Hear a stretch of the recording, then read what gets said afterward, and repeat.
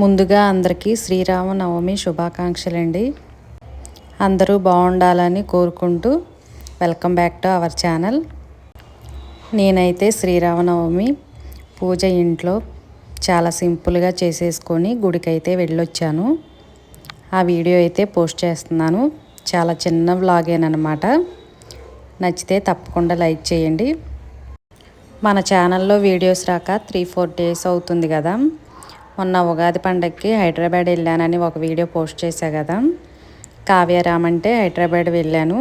అక్కడ 2 రోజులు ఉండి మళ్ళీ జర్నీ చేసి ఇంటికి వచ్చేపాటికి కొంచెం హెల్త్ బాగోలేదనమాట. అందుకోసమే వీడియోస్ అయితే లేట్ అయినాయి. ఈ శ్రీరామనవమికి మనకి పులిహోర, వడపప్పు అలాగే పానకం కంపల్సరీగా చేస్తూ ఉంటారు.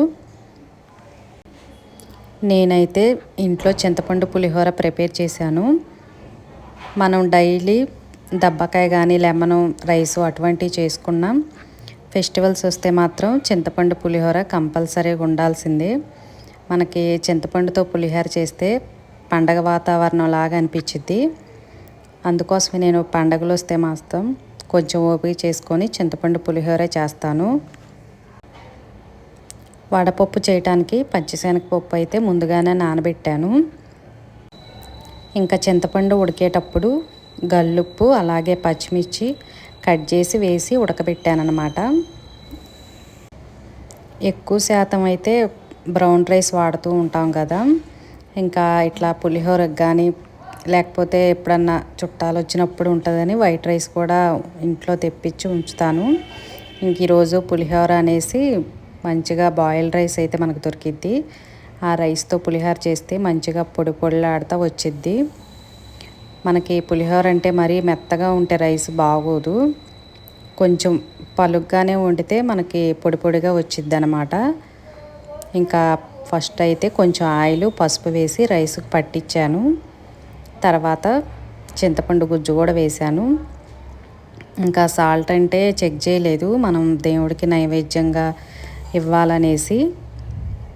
గల్లుప్పు అయితే మనకి చింతపండు గుజ్జులో చక్కగా కరిగిపోయిద్ది. టేస్ట్ కూడా బాగుంటుంది. ఇట్లా పులిహోరకి సాంబార్ వాటికి గల్లుప్పు వాడితే మనకు కొంచెం సుమారుగా చూసి వేశాను. మనం ఇంట్లో ఎంత భక్తిగా చేసినా గుడికి వెళ్ళినప్పుడు గుడిలో పెట్టే ప్రసాదం పులిహోర చాలా అంటే చాలా బాగుంటుంది. ఎందుకో తెలియదు, నైవేద్యం అయిపోయింది కదా స్వామివారి దగ్గరికి వెళ్ళేపాటికి. మాకైతే ఇక్కడ వెంకటేశ్వర స్వామి టెంపుల్ ఉండిద్ది నెహ్రూ నగర్లో.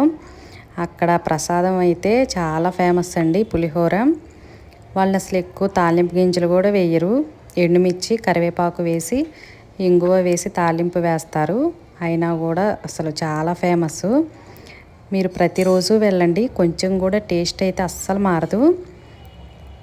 ఒక్కొక్కసారి మనం ఎంత బాగా చేసినా టేస్ట్ అనేది మారుతూ ఉండిద్ది.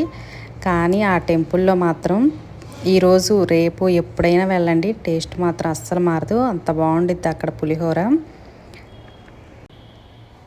ఇంకా పులిహోర కంటే ఎక్కువ తాలింపు గింజలు ఆయిల్ కూడా కొంచెం పట్టిద్దండి. ఇంకా నేనైతే పచ్చిశనగపప్పు, మినపప్పు, ఆవాలు, జీలకర్ర అన్నీ వేశాను.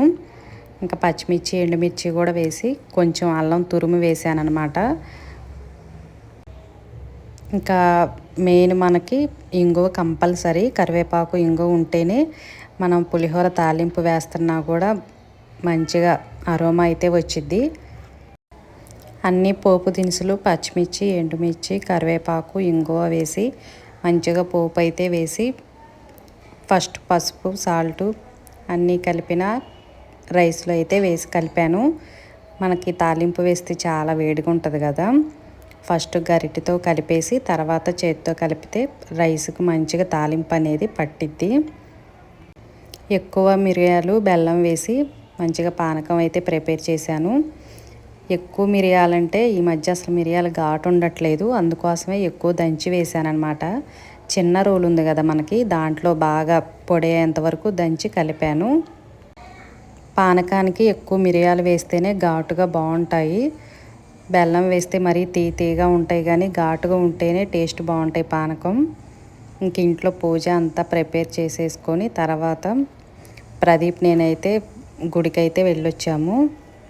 పల్లగిరి టెంపుల్కి అయితే వెళ్ళొచ్చాము. చాలా ఎర్లీగానే వెళ్ళొచ్చామండి 9 కల్లా. ఎందుకంటే ఎండాకాలం కదా, బయటికి వెళ్ళే పరిస్థితి అయితే కాదు. దేవుని దర్శనం చేసుకొని ఇంటికైతే వచ్చేసాము. చాలా చిన్న వీడియో అని చెప్పా కదా. ఈ వీడియో నచ్చితే తప్పకుండా లైక్ చేసి అందరికీ శ్రీరామనవమి శుభాకాంక్షలు.